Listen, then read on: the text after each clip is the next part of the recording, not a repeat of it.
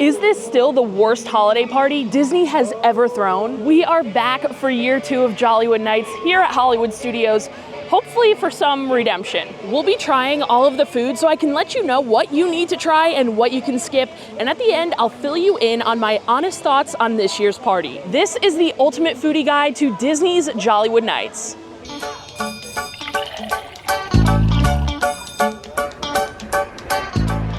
I hate to say it, but last year I had an absolutely awful time at this event. I felt like it was Disney's version of Fyre Fest. The lines to get food were insane. All of the promised entertainment and special experiences were actually laughable. And overall, I found myself so disappointed. I am just beyond shocked that they brought this event back after all of the negative feedback. But let's hope this year they've improved some things. But most importantly, I'm really hoping the food has improved. And speaking of food, we're gonna be trying as much of the event exclusive food as we possibly can. Starting with a stop at the Trolley Car Cafe for the Agent P croissant. This is a waffle croissant dipped in caramel chocolate and topped with mint cream, a chocolate hat, and M&Ms. All you Phineas and Ferb fans are definitely going to love this waffle here. The color of the icing matches Agent P perfectly, and then we've got the little hat on top. This is definitely a cute dessert, but it's definitely a lot smaller than I expected. Like, I'm trying to do a little size comparison here. Like, it is like it's tiny. I don't know. I was gonna put it up to my face, but you guys will just have to trust me. This is a tiny croissant waffle, but let's try it out.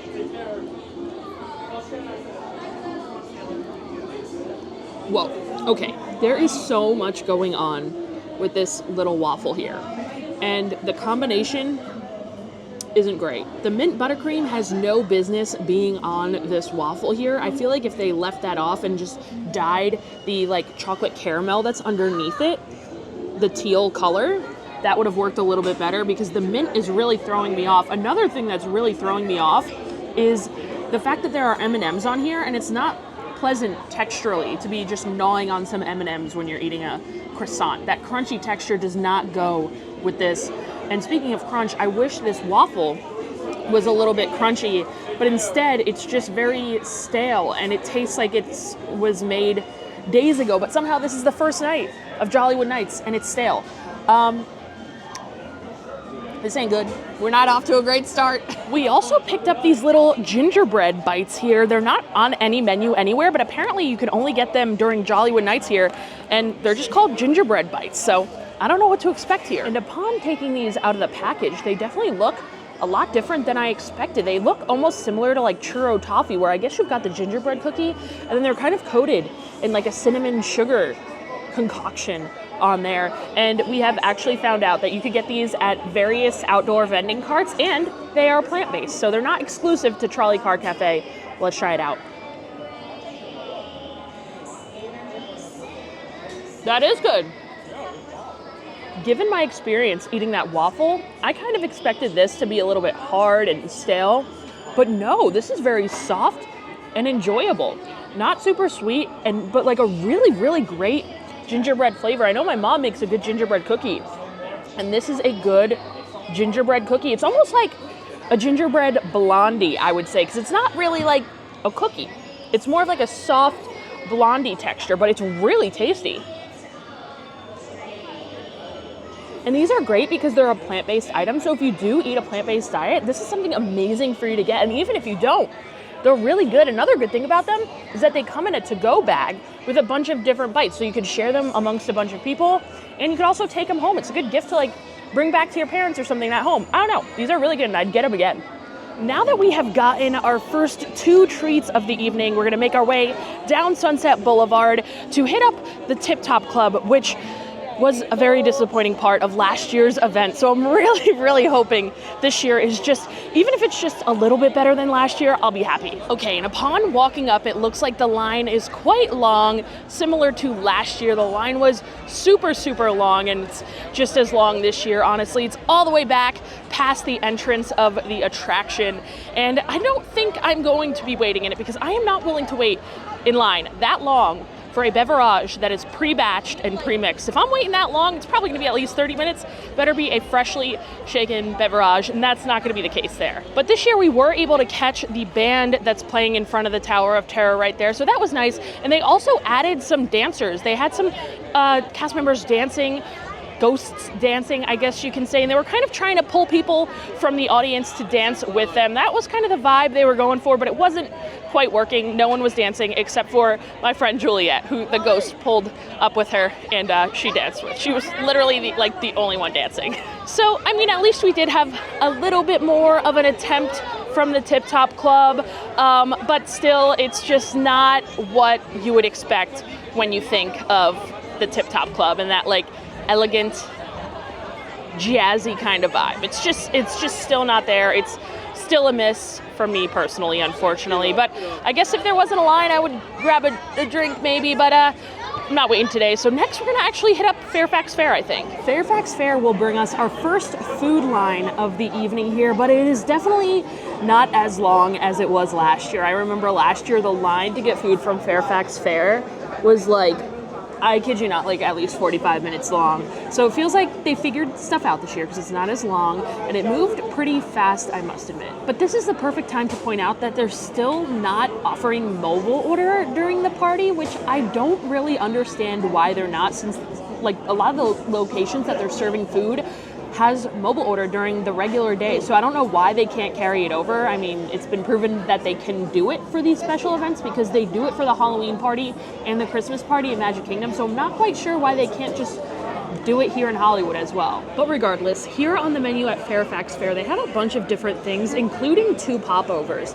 Now they have a sides popover with mac and cheese and collard greens. I got that last year and I thought it was decent, but this year I decided to get the other one that I didn't try last year, which is a turkey popover. This has roasted turkey and creamy mashed potatoes topped with gravy and a cranberry chutney and a house-made popover. What is the correct method of eating this? I want to pick it up and eat it like a sandwich, but I feel like that's probably not the correct way. So I guess actually it might be the only way because they didn't have any knives up there. So I only have a fork. So you know what? We're just going for it. We're picking it up. I got to layer the turkey on top. I've got a popover. The turkey on top. I love a cranberry sauce with a turkey. That combo is always so good. So we'll try this out here.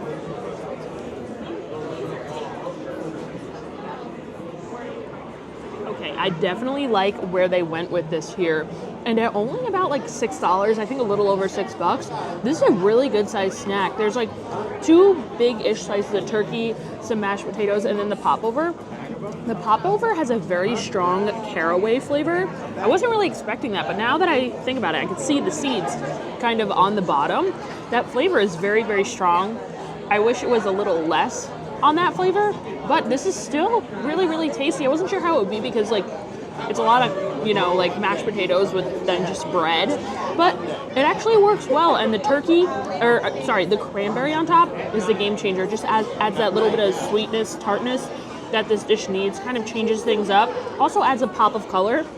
This is good, I'd get this again. To go with my popover, I also got the PB&J donut. This is a half-glazed donut with creamy peanut butter and grape jelly dipped in dark chocolate and served with house-made salt and vinegar chips. I feel like this is probably another thing that is a fork and knife food, but we're at Jollywood Nights. We're going for it. We're going all out.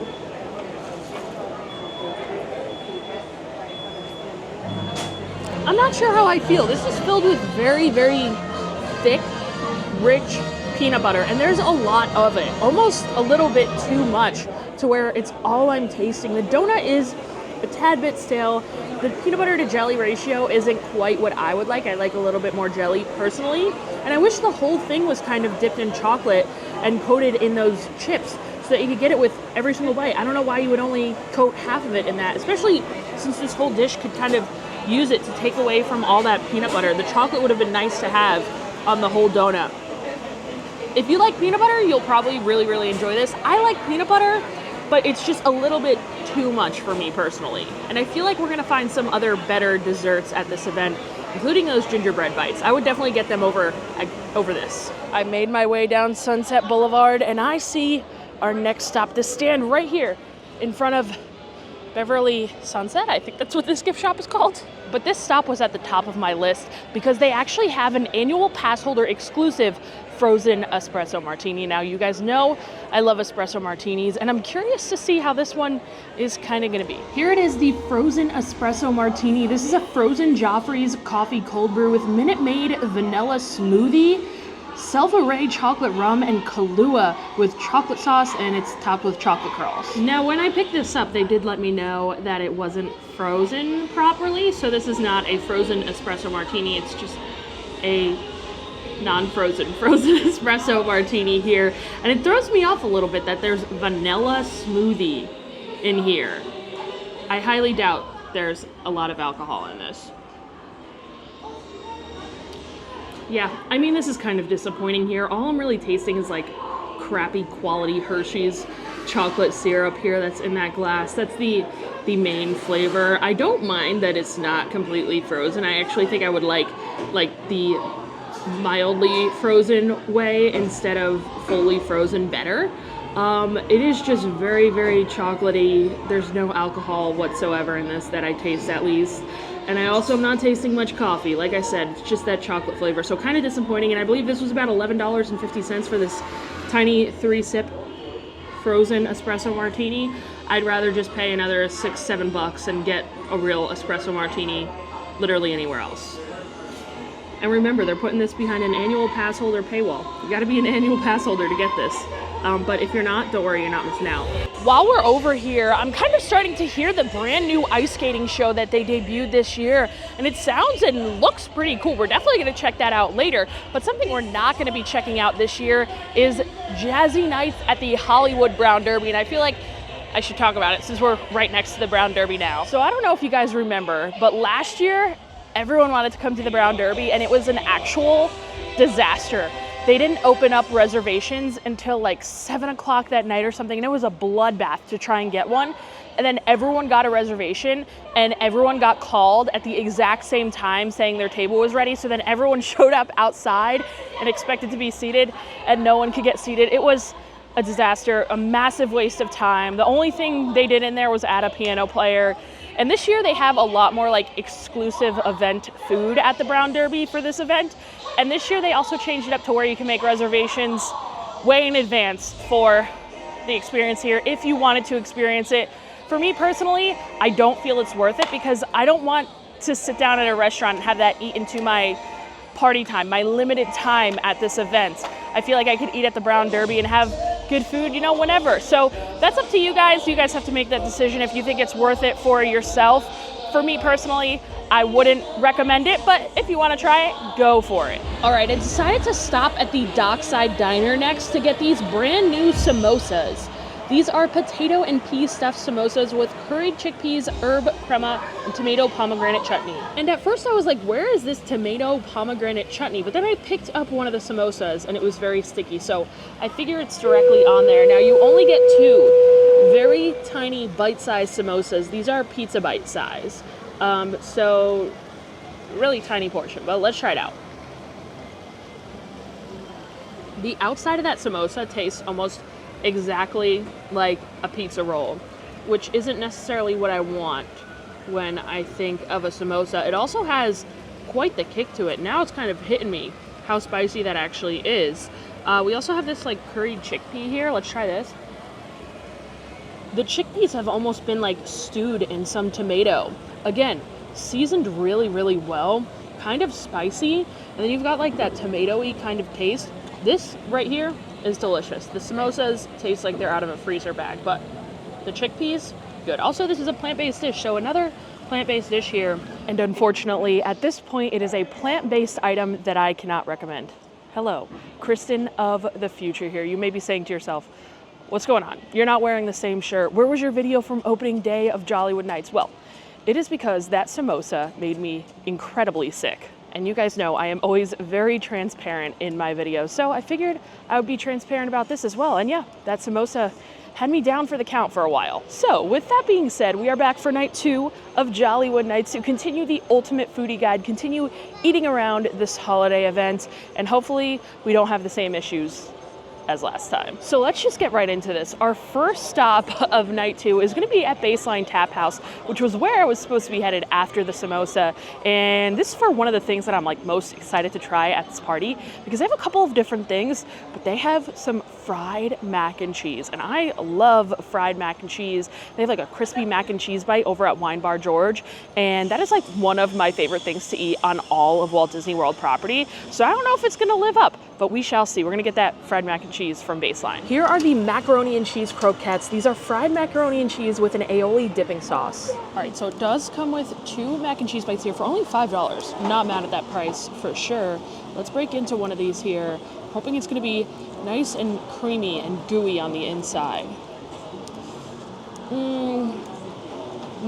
Not too sure about that. It looks like it might be a little dry, but let's see how it tastes here.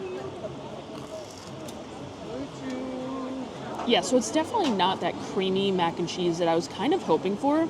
It does look like there is some bacon in here. I taste a little bit of bacon. It's a little bit smoky as well. And then there are some peppers in here as well. I feel like they should advertise the bacon. Luckily, I do eat meat, but I feel like some people that are like vegetarians or something might get a little confused by that. But I think that stuff is bacon. I could be wrong, but that's what it tastes like and looks like. It is nice and crispy, and like I said, it has a good smoky kind of peppery flavor, but it's just lacking that creaminess that I need. They are fried fresh, nice and hot and fresh, so there is that, but I think I had too high of hopes thinking that they were going to be like Wine Bar George, because those are just like on a complete different level. These are okay, but like not nearly as good as Wine Bar George. If you want fried mac and cheese at Disney World, you go to Wine Bar George. These are skippable, honestly. Outside of these fried mac and cheese bites, though, they do have a couple of other things that are special on the menu here for Jollywood Nights at Baseline. They have a beer margarita, which I had last year, and I actually really enjoyed it. I liked it more than I thought I would, but I didn't get it this year because I got it last year, like I said. They also have a charcuterie cup. It looked to be the same things that they have on their like regular charcuterie board, just served in like a mobile cup, which I think that's a great idea. And their charcuterie board here is great, so I would imagine that would be good as well. Well, since we were sitting over here at Baseline, there's a stand right across the way, Ice Cold Hydraulics. They had a couple party exclusive snacks, including this little Duffy cake here. Actually, it is a brownie. This is actually the Duffy brownie. It's a Coca-Cola fudge filled cherry white chocolate chip brownie covered in Coca-Cola buttercream and a caramel chocolate Duffy paw. That was certainly a mouthful, but let's dive into this brownie here. Oh my God, my fork is gonna get stuck. I guess they kept this in the fridge. The reason I'm so confused is because this does not taste like Coca-Cola at all. It tastes like a super dry brownie. This buttercream also was supposed to taste like Coca-Cola.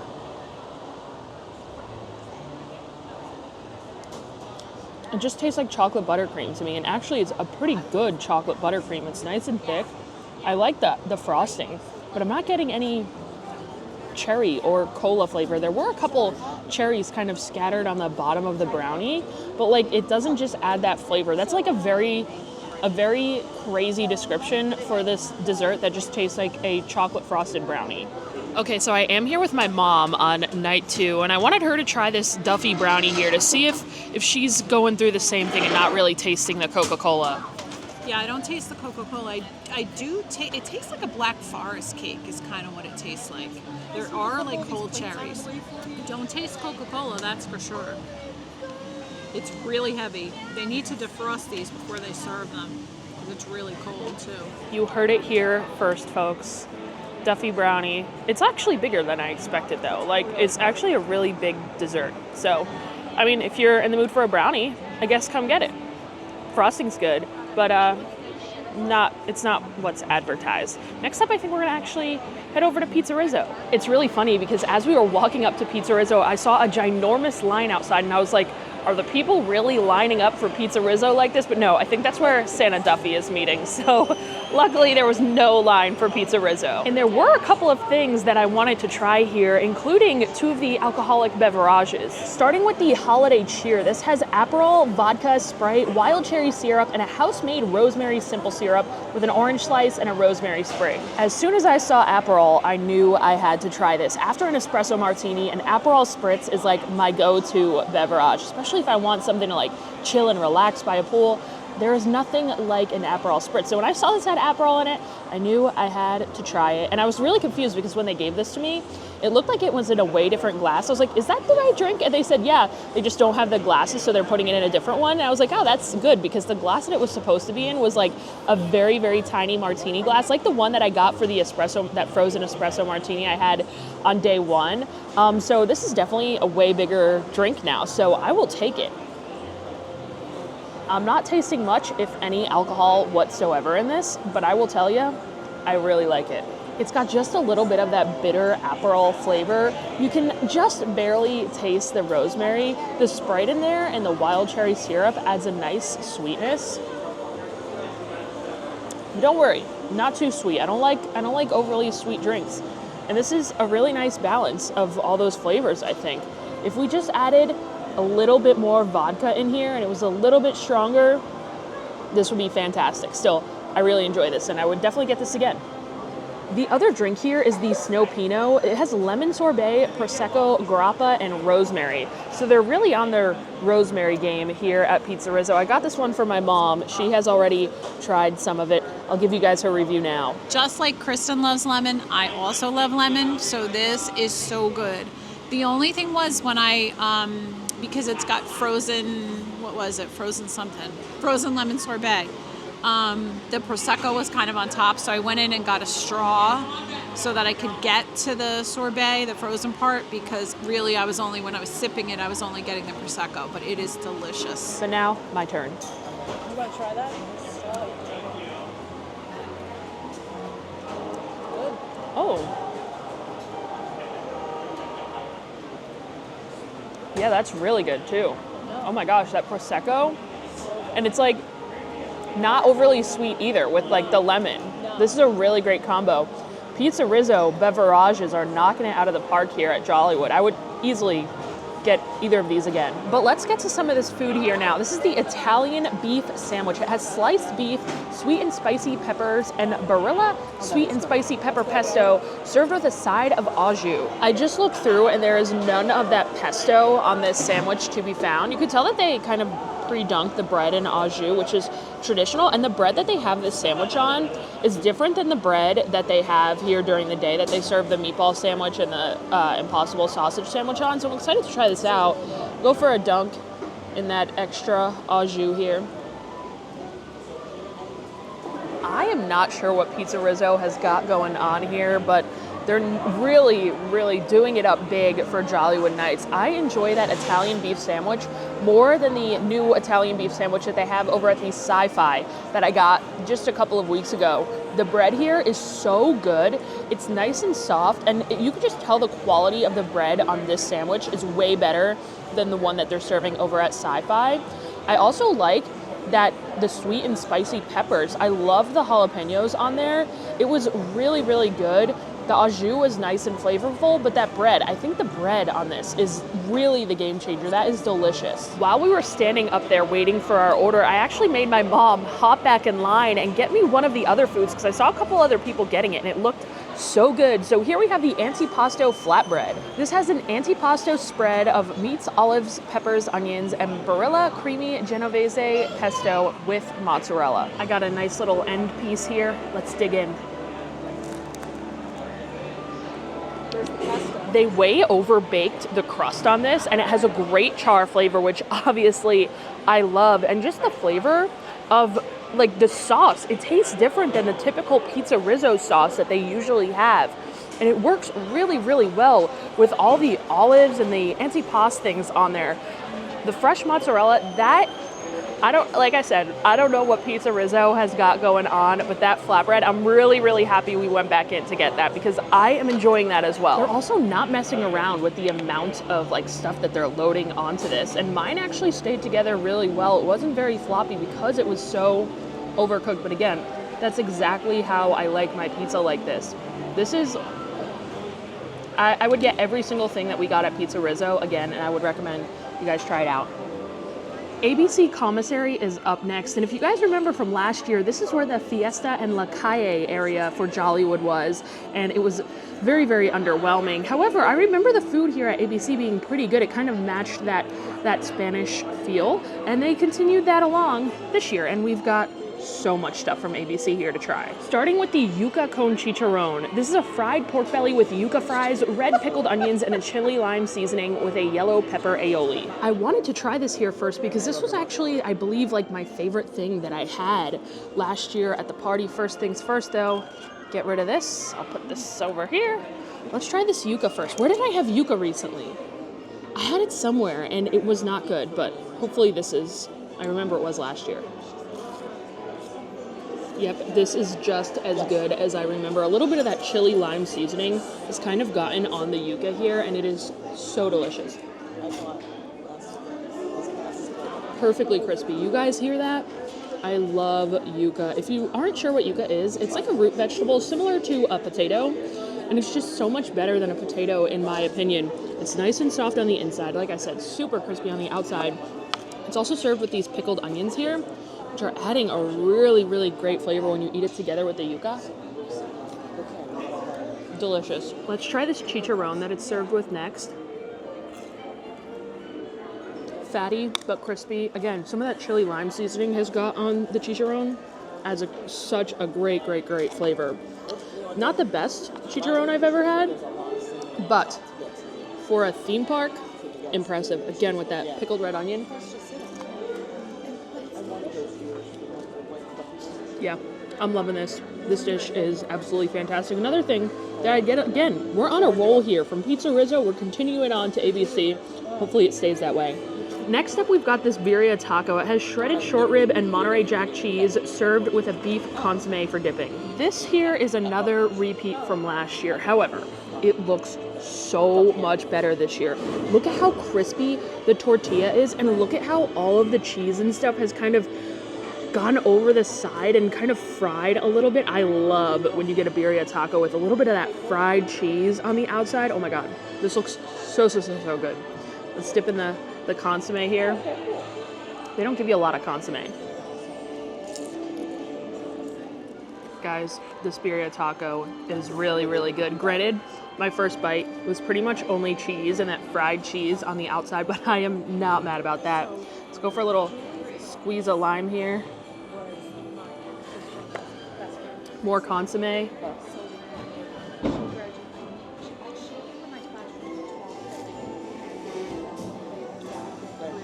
I'm gonna say it right now. This birria taco that I am eating is better than the birria taco from Cucina Cucamonga in Disney California Adventure. And those are beloved birria tacos. They are really, really tasty over there. But what sets this one over the edge is that crispy fried cheese on the outside. It adds the most amazing flavor. You don't really get that over in DCA, and that is really, truly what sets this one apart here. Now, I'm not sure if like every taco is gonna come out the same and have that fried cheese on the outside, but whoever's behind the griddle or whatever it is making these today is doing it right, and they deserve a raise because these are some fantastic birria tacos. I'm hoping they continue with the fried cheese over the edge there because seriously, it is just such a game changer. And again, listen to this crunch.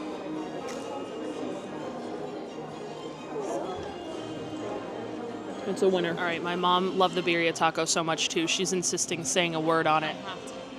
The one thing I really loved about this birria taco that I don't always love about other ones, it was not greasy at all. Like she said, it was so crispy and it was filled with meat. There was like no, like it was so, I don't know what we paid for that. I actually went to look to see.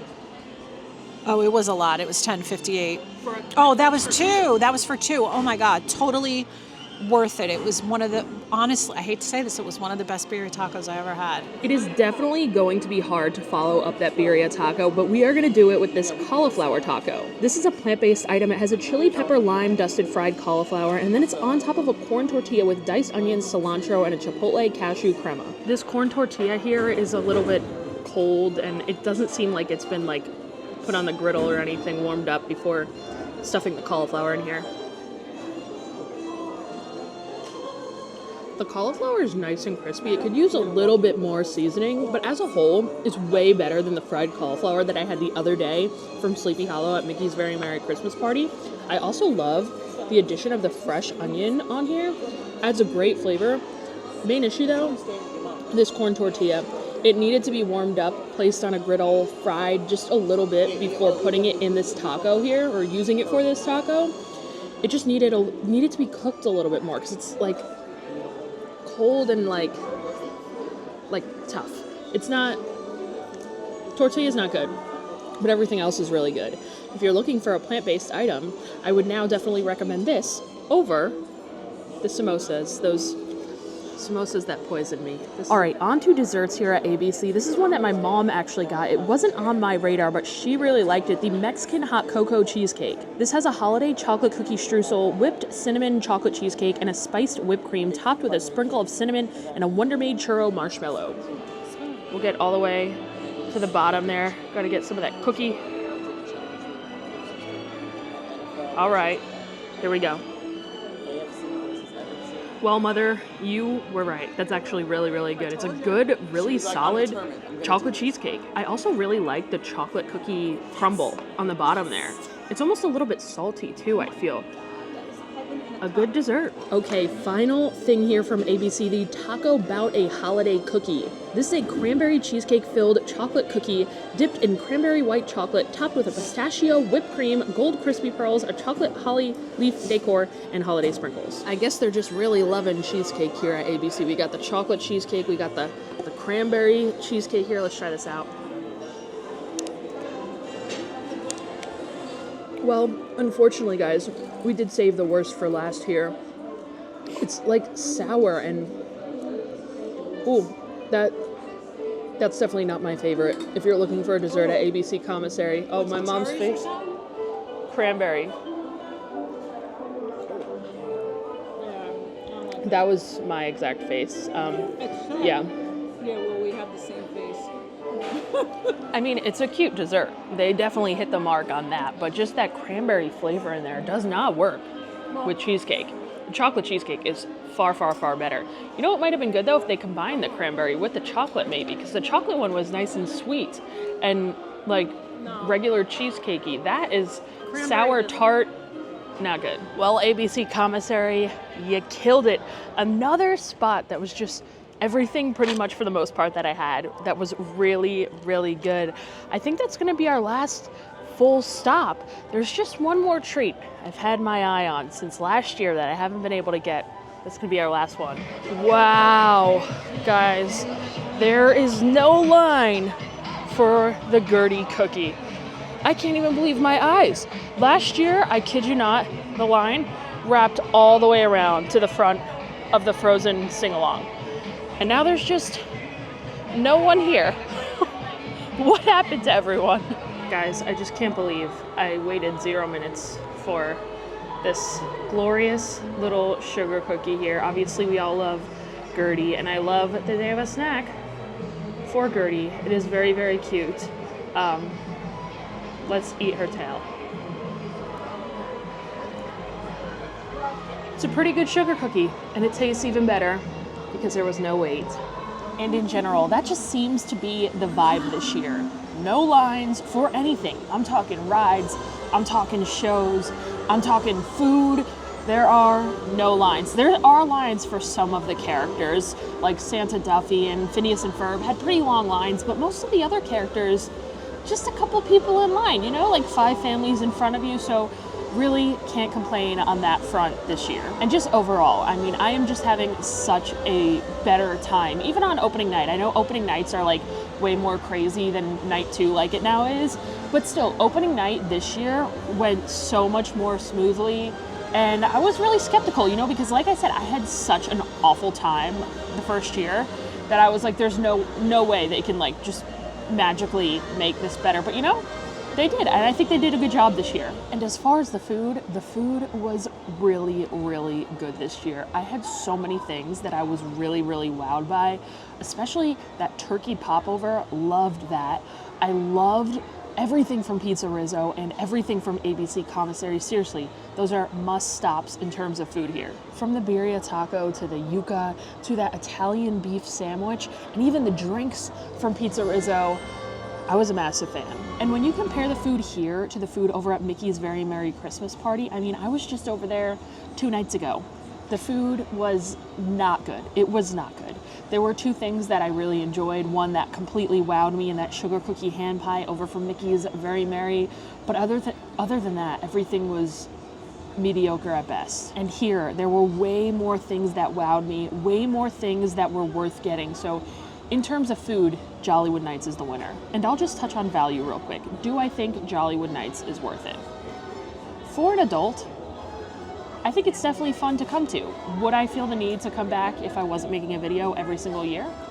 Probably not. I'd personally probably prefer to go to Mickey's Very Merry Christmas Party, but it's definitely fun to check out. And like I said, it is very much improved. So I'm going to leave you guys here. I'm gonna spend the rest of the night with my mother. I did get her the gingerbread bites because she does need to try these. But yeah, even after getting food poisoned, I had a great 2 nights at Jollywood Nights. So thank you guys so much for hanging around with me. Thank you to all of my Patreon subscribers for supporting the channel. I appreciate all of you as always, and thank you to all of you for watching the video. I have so much more Disney holiday content coming your way very, very soon.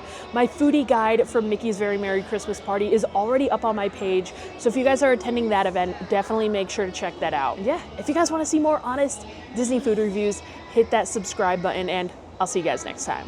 Bye.